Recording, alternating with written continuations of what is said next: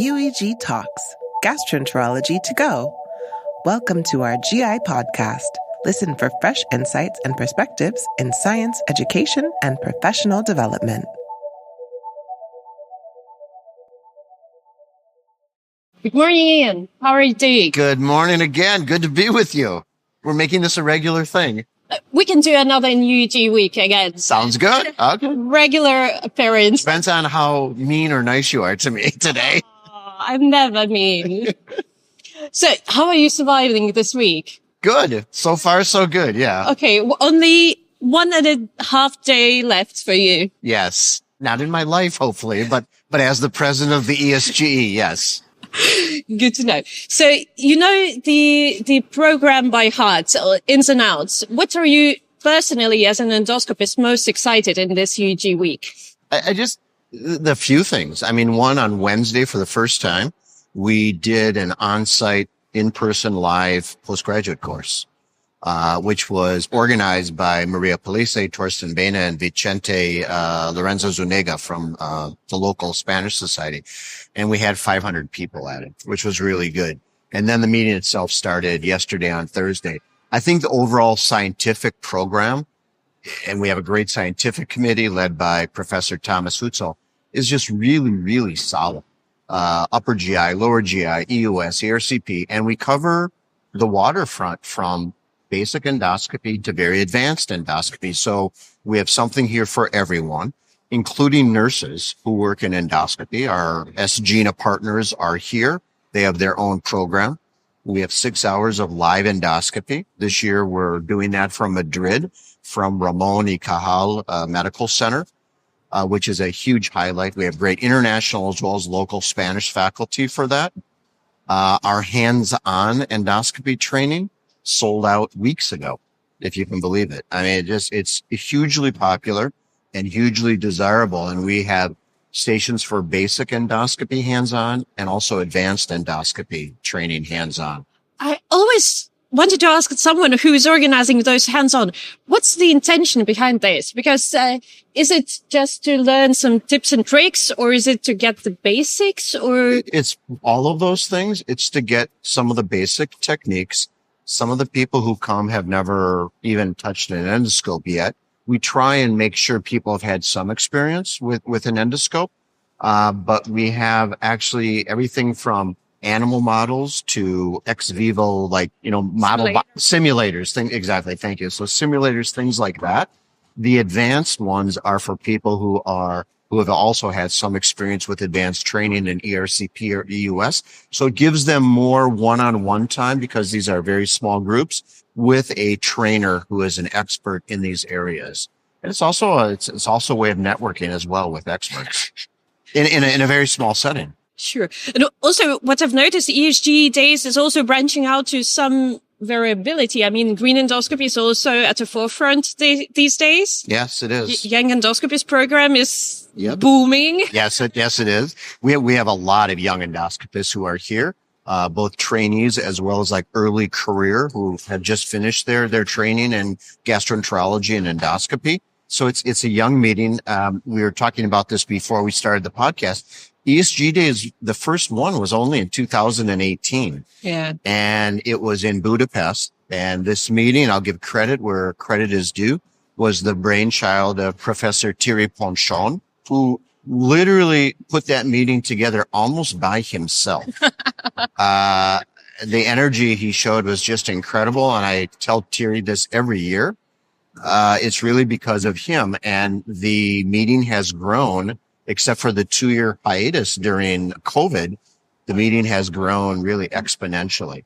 I can attest to that, because my first one was in 2019 in Prague, and I was a resident. And then there were only a couple of meetings for young endoscopists, mentoring session. I remember it was with Professor Jacques Devier, how to start research. And now everywhere there's something for a young endoscopist. Absolutely. We have a whole pathway for young endoscopists for what scientific sessions may be very relevant for them at their stage of training. We have a committee. I mean, we now have a committee as part of the ESG for young endoscopists called the I Committee, ESG Young Endoscopists, which is now being led by Kasia Pawlik from Poland, who does a fantastic job with it. Yeah, we can see that. Yeah, that's the future, right? Who's going to be scoping me soon? Self-interest. Part of it is, yes, who's going to be taking care of us one day? So we really, I think in endoscopy are in the forefront of providing what we believe is quality in endoscopy. We want to transmit that to the younger generation because it sounds like it's a self-fulfilling prophecy, but yeah, that's who's going to be taking care of us one day. So you want to instill the right training and the right ethics into that younger generation. That's part of our mission. Of course. But drawing from UEG Week's episode, we talked about becoming half surgeons. That means we're doing more and more invasive and complex procedures. And we talked about in other episodes with people who are either participants or holding on fellowship for advanced endoscopy. ESG is providing some position statements and guidelines for training in advanced endoscopy. Correct. Where do you think we're going with this? Because as we advance, do we need structured approach throughout the Europe to train people to do gastroduodenostomies? Absolutely. There's no question in my mind. We don't have airline pilots get in the cockpit without adequate training. So therefore, we should not be doing something like that within endoscopy either, right? Would you get on that airplane? No, you would not. So we need to have structured training. No question. I will tell you this is Ian Gralnek personally. I actually believe that people who do endoscopy really need to be trained first in internal medicine and then gastroenterology. And endoscopy is part of their gastroenterology training. Endoscopy is not an end-all activity. It is a tool that we use as part of diagnostics and therapeutics, right? Now, people may not like that. I'm saying that, but I do believe that as internists, I'm glad that you do. As internists, we bring a different mentality that does benefit patient care when we do use endoscopy. Okay. It's different than a surgical mentality. Now, having said that, you can go on then and learn advanced endoscopy techniques. And it's what we're doing. And I'm all for advanced endoscopy if it's trained right. And the people who are doing it are trained the right way and have that background when they get there. I'll make one more statement. I think that advanced endoscopy is now becoming so complex that the days that you used to go away for a 1 or 2 year advanced endoscopy fellowship where you learned ERCP and EUS and mucosal resection techniques and things like that and stenting, I don't think you can do that anymore. I think that it's now almost going to be a branch pathway where you're going to want to do, okay, I'll do luminal HPB or luminal advanced and be very focused in that area. And I also believe very firmly, and I tell this to my trainees, if you are going to learn advanced endoscopy with HPB, you can't just learn ERCP anymore. You have to learn ERCP and EUS. They go together. Yeah. I think this is mentality of where we're going as Europeans. It's HPB or luminal, and you have to, but I know that there will be a session on this topic. Can you do everything as an advanced endoscopist? So where do you fall? Can you do both luminal and HPB? Let's see. What's the saying? The American saying? Oh man. I can't think of it now. Something master of none. And I'm blanking on it right now. I can tell you the Lithuanian one that you cannot shit on every tree with the one bum. Okay. So that's not the American saying. That's Lithuanian. Yeah. Okay. But I do like that. So this is your position then? Yeah, you can't be a master of everything in advanced endoscopy. And I think people are some of the training programs are already doing this. You're going to come here and just do HPV, or you're just going to come here and do, luminal type resection and other luminal, advanced activities. That's where we're going. I mean, we had a very nice talk yesterday as part of the presidential plenary on how basically EUS has gone from diagnostics to very advanced therapeutics, which is amazing. And it was a very nice state-of-the-art talk that was given by Jacques Vandermeer yesterday.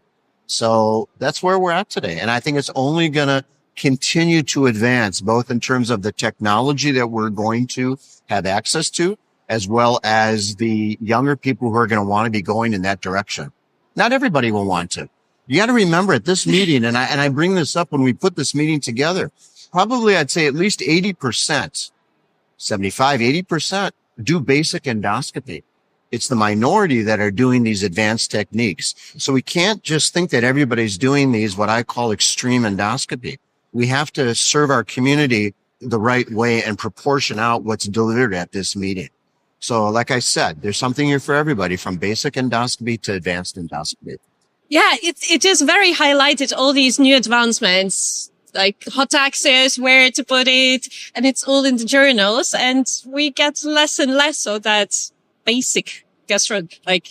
Well, yeah, but you take baby steps, right? When you start in training.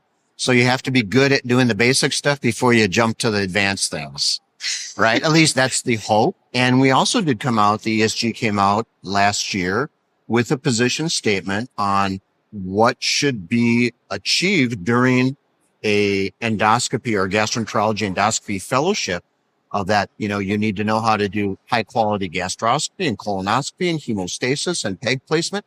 So because not all countries are the same in terms of what is required in your basic training. So we wanted to come out with a template of this is really what should be included in the basic endoscopy training.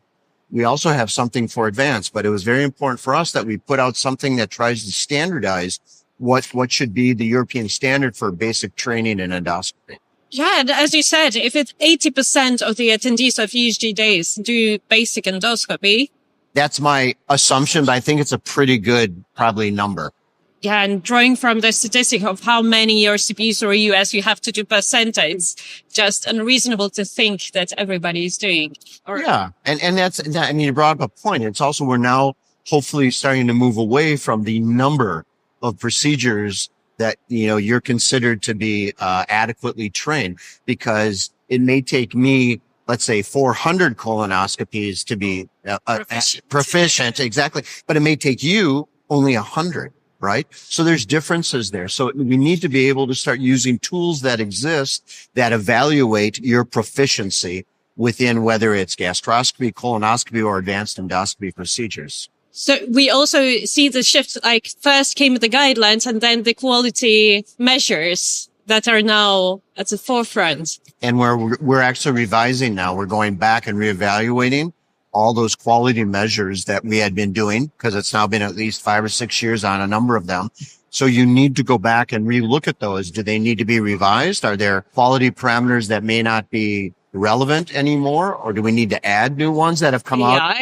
AI. And AI, we had a session yesterday on virtual reality, and Professor Brendan Spiegel from UCLA in Los Angeles, who's really a world recognized guru in VR, but not just even within endoscopy, but in all areas of medicine. And he basically, he said something I thought that was very wise. And he said, AI in the next 5 to 10 years is absolutely going to change medicine. And you're either going to get on the train and be a part of that, or you're going to be left behind. And it's a scary statement, but I actually think he's right. So you may not want it, but it's going to be here, and it's going to advance rapidly. Can we rage against the machine? Nope. No. Did you ever see the Terminator movies? They're coming. No. And we live in the Matrix. And probably, yes. Okay, you're a very busy man these days. So just to wrap this up, these are the last ESGE days for you as a president. Yes. What are the key takeaways from your time as leading this ship to the brighter future? I had fun. People have asked me, would you do it again? Yes, I would. Yeah. But you get out of it what you put into it. And it's been very important for me. And I thanked everybody for giving me the privilege to do this and entrusting me with leading the organization. There's responsibility that goes with this. I've learned a lot. I have a fantastic team. This is not Ian Gralnek. This is a team effort. And both the governing board, my executive committee, the ESGE office in Munich is just fantastic. And we couldn't do this with all of that. I certainly could do that. And I will be the past president now for 2 years. And I look forward to that as well. But I also look forward to maybe a little bit more relaxation. Less responsibility and more fun. Yeah, exactly. But it's been good. It's been really good. Okay. And has it changed you in any way as a professional, as a human experience? Wow. I don't think so.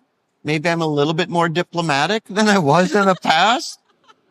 Maybe less American than I was in the past. I mean, that can be, we can sometimes be blunt, and you do need to be diplomatic. But I don't know if it's, listen, I'm going to be 63 years old. You know, leopards don't change their spots that much. So I don't know if it's really changed me. I really appreciate the people here who are part of this community. It's amazing to see the energy and the enthusiasm, especially of the younger generation, of being a part of the endoscopy community in Europe and being a part of ESGE, and their willingness and wanting to be a part of our working groups and our committees and being involved. I think it's wonderful. And I think that actually, that really to me means that the ESG as a society has a very bright future. On this bright note, we will end. Thank you, Ian, for your time. Thank you. Today. It was great. And with ESG for your 2 years of dedication. Thank you very much. Appreciate it.